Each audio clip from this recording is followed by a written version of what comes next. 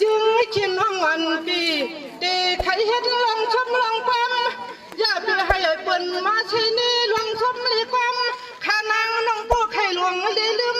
เมื่อนข้าวเลือกเนได้หมอจันเชียงน้องยังเมื่อเลี้ยวในปูไข่ลืมกว่าเป็นเปลี่ยนหมด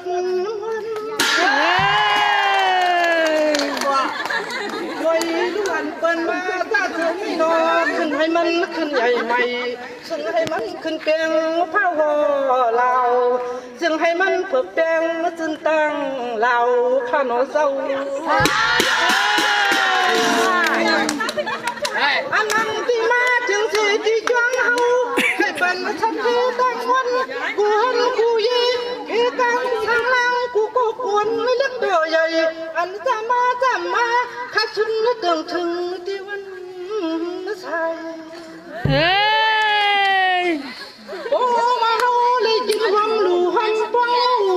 ชาดูนู่มอให้มืออยู่ยอจินชาว่าอะไรก็อย่าปมีโยแต่นิสังภายลีก็เฮาขาดสุดเติงชูเลี้ยวให้ช้ำฉากกัดทึนเย็น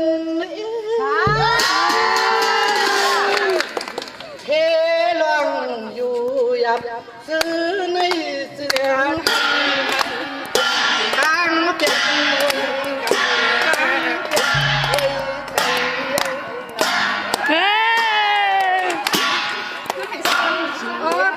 นั่นในข่าวข่าวมาเลยเนี่ยเชี่ยหาไปปั๊มวังสู้ในข่าวนะ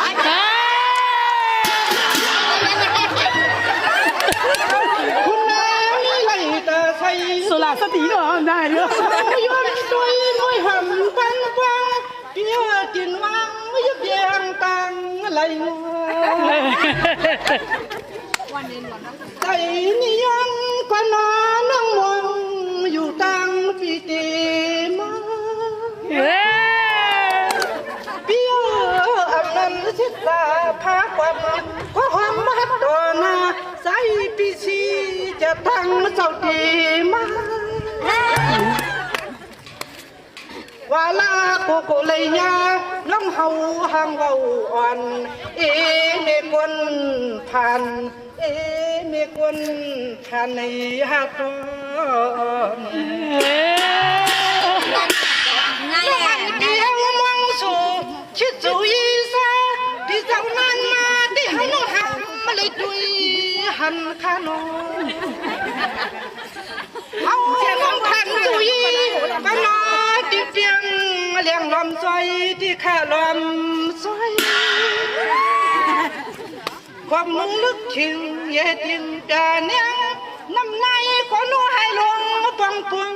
อ้อยย้อยสวยก็น่าจิตซ้ำลำก็พอเลยเอาปีเฮามาเฮ็ดพันเอาปีเฮามาเฮ็ดพันเตี้ยถึงชิงกลางในเมืองไทยเลี้ยงมาการค้าแผ่วซ้ำน้องปียินเชียงกาลำสองตูพ่อแม่ถอยลัดอุยาวสู่กันขนมนางได้ยินเขาในเชียในหูนาเขานาเพียวไปในเดอีกการน้ำมันรวมกันพอเราจู่ยีปีไซสั่งเตมานั่งเลยจ้าก่อนเอาเข้าในเชเนช่างปะกอหูชินอ่อนนั่งไปช่างหยอดลมมองท่าตังสู่เที่ยวเ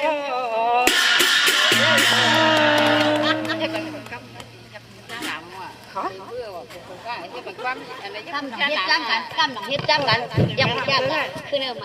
จากที่ในน้ำเนี่ยติดสร้างเห็นไม่คือน้ำเพื่อมาช่วยจริงที่นู่นแม่คือหนึ่งบ้าไข่อ่างฉากหนึ่งบ้าน้อยแหนมไข่ผัดบางยานน้